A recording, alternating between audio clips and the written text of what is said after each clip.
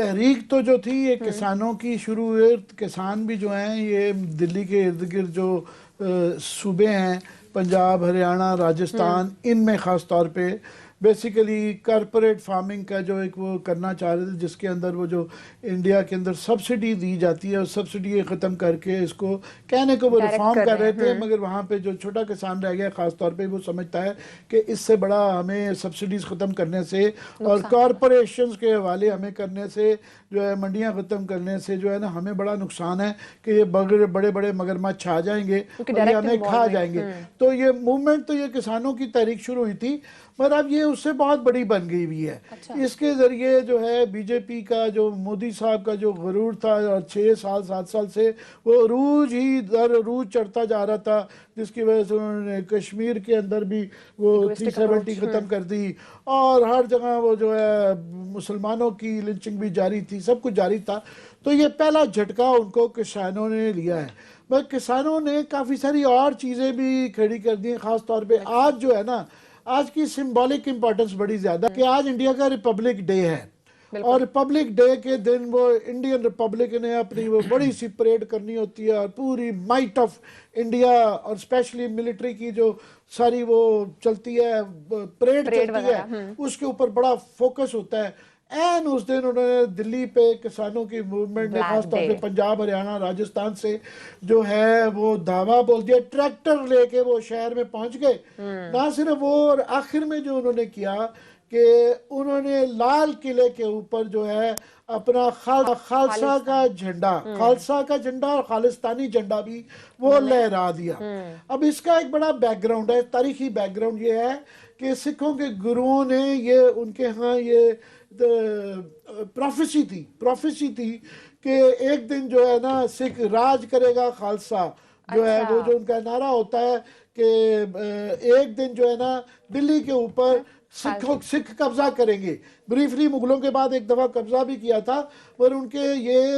मजहब है, ये सिर्फ खालिस्तानी मूवमेंट नहीं है, ये मजहब का हिस्सा है। तो एक तो उसकी वो सिंबॉलिक है। दूसरा ये है कि वो पूरा पंजाब और पूरे उसके साथ बाकी भी जो इंडिया की अपोजिशन और इस तरह की कश्मीर की तहरीक भी जो है उससे स्ट्रेंथ पकड़ती है और ये जो ऑरा था मोदी का वो उससे बिखर जाता है। तीसरा ये है कि खालिस्तान की चाहे मूवमेंट पॉलिटिकली इलेक्टोरली इतनी ना हो, वो वोट नहीं लेते, मगर वो नीचे नीचे रहती हैं। और इंडिया में अभी ख़ास तौर पे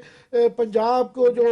दिन ब दिन आप देखें ना, पहले हिमाचल को लैदा किया, हरियाणा को लैदा किया, पंजाब किया, फिर पंजाब के अंदर जो है ना वो समझते हैं कि ये हमें अल्टीमेटली ख़त्म करना चाहते हैं, जिम करना चाहते हैं। ये सिख और पंजाबी जो है वो उनकी आप समय मज़ाहमत की तहरीक ये दोबारा उजागर उससे हो गई है कि वो पहले जो डर के बात कर रहे थे, ये इल्ज़ाम लगाते हैं कि ये खालिस्तानी है। वो कहते हैं हाँ जनाब खालिस्तानी है, बल्कि खालिस्तानी जो वो जो चंद कहने को ऑन पेपर है, मगर बाकी लोगों के अंदर भी वो पार्टीशन की पुरानी तारीख की कहानियां भी याद आती जा रही हैं कि जनाब हमारे से वादा किया गया था कि आपको लहदा सूबा मिलेगा और ऑटोनमस रीजन होगा। तो पंजाब का प्रॉब्लम ऑफ पंजाब याद रहे कि हिंदुस्तान में बाकी बेताशा अलहदगी की तंजीमें हैं, पंजाब से वो बहुत ज़्यादा खौफजदा हैं क्योंकि सिख जो है 1984 का भी वाक़या हो चुका हुआ है, वो डरते भी हैं। दूसरा,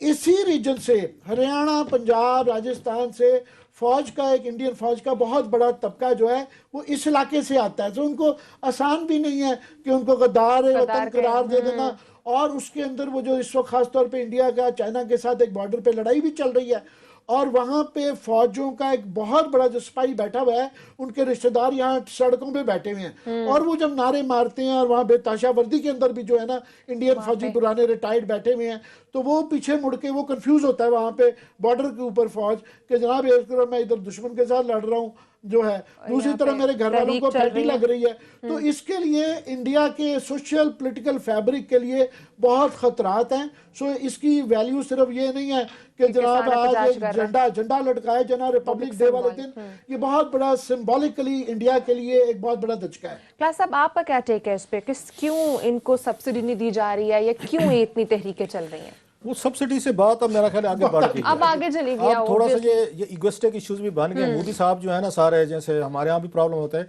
पॉपुलर लीडरशिप का सबसे बड़ा पता है नुकसान क्या होता है दुनिया भर में, ईगो बहुत होती है इनको, क्योंकि लोगों में पॉपुलर होते हैं, लोग इनको देवता की तरह पूजते हैं, वो समझते हैं इंसानी रूप में कोई देवता है। और ये मैं दुनिया भर के पॉपुलर लीडरशिप की बात कर रहा हूँ, सिर्फ वहां पे नहीं हो रही। उनका और सा बना दिया जाता है कि जनाब जो कह दिया ना, बस कोई सलमान खान साहब वाला डला आगे, बस एक दफा मैंने जो कह दिया फैसला कर लिया, फिर मैं अपनी भी नहीं सुनता। तो ये पॉपुलर लीडरशिप इसी तरह की होती है, फिर ये अपनी भी नहीं सुनती, एक उनके इर्द गिर्द कह दे, ये जी किसान, ये जट, ये देखें जी अनपढ़, ये देखें जी वहां से आए हैं दिल्ली पे कब्जा करना, हम इनकी मान लें, आज इनकी मान ली तो वहां पर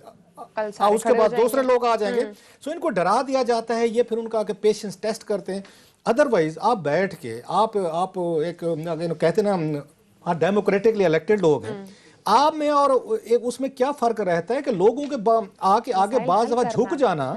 ये जमहूरियत का हुस्न होता है, ये नाकामी नहीं होती, शिकस्त नहीं होती। ये भुट्टो साहब ने हमारे यहाँ किया था, आपको याद होगा, उन्होंने भी उस वक्त बड़ा लेट जाके उन्होंने मुज़ाकरात किया जब सारा कुछ उस पर खत्म हो चुका था। हमने पाकिस्तान में देखा इमरान खान साहब और नवाज शरीफ साहब की हमने टसल देखी, टग वार देखी, वो भी ये इशू है। अब हम मोदी साहब का वहां पे देखे हमने कि उन्होंने रादर देन इसको, मेरा ख्याल ये है कि उसके अगर बेनिफिट थे भी सही तो बैठ के किसानों को समझाते, उनको इज्जत देते, उनको रिस्पेक्ट देते। एक बेचारे देहाती लोग हैं, आपकी फूड बास्केट है, मतलब पूरा इंडिया की फूड बास्केट जो है, ये सारे पंजाब के पंजाबी आपके सिख हैं, ये आपके किसान है, आपका वो जट है, उनको डंडे मार तो उनको बिठा तो जलील कर, तो उनके खिलाफ तहरीक जो है वो सोशल मीडिया पे अपने